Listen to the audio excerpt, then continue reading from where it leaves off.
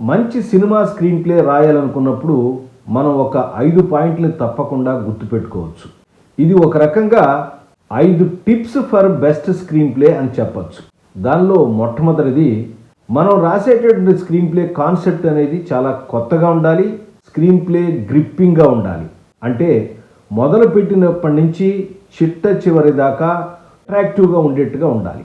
అలాగే కాన్సెప్ట్ కొత్తది అయి ఉండాలి, లేదా పాతదైతే కొత్తగా చెప్పడానికి ప్రయత్నించాలి. రెండో అంశం ఏంటంటే కంపైలింగ్ మెయిన్ క్యారెక్టర్ అంటారు. మనం రాయాలనుకున్న స్క్రీన్ ప్లేలో ప్రధాన పాత్ర చాలా ప్రముఖమైనదిగా, బలమైనదిగా ఉండాలి.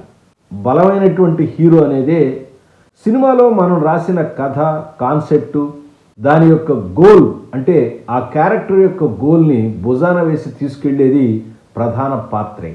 మూడో అంశం ఎస్కలేటింగ్ కాన్ఫ్లిక్ట్ అనేది క్షణక్షణానికి పెరుగుతూ, అంటే కాన్సెప్ట్ని పెంచుకుంటూ వెళ్ళి బాగా టెన్షన్ అండ్ గ్రాఫ్ని పెంచుకుంటూ వెళ్ళి క్లైమాక్స్కి తీసుకెళ్లేట్టుగా ఉండాలి. అలాంటి బలమైన కాన్ఫ్లిక్ట్ మనం స్క్రీన్ ప్లేలో క్రియేట్ చేయాలి. నాలుగో అంశం, మనం రాసే స్క్రీన్ ప్లే తప్పకుండా 3 యాక్ట్ స్ట్రక్చర్లో ఉండాలి.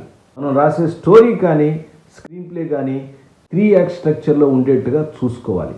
ఇక చిట్ట చివరిది, మన స్క్రీన్ ప్లేలో సీన్లన్నీ కూడా చాలా క్రిస్ప్గా చిన్నగా ఉండాలి. డైలాగ్స్ అని కూడా బుల్లెట్లాగా షార్ప్గా ఉండాలి.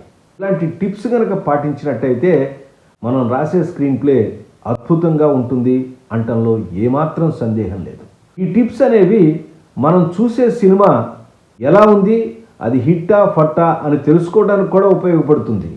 ఈ 5 టిప్స్ గురించినటువంటి వివరాలన్నీ కూడా ఒక ఎపిసోడ్ చేసి తెలుగు అండ్ డైరెక్టర్లో అప్లోడ్ చేశాను. మీకు గనక ఇంట్రెస్ట్ ఉంటే ఒక్కసారి తెలుసుకోండి.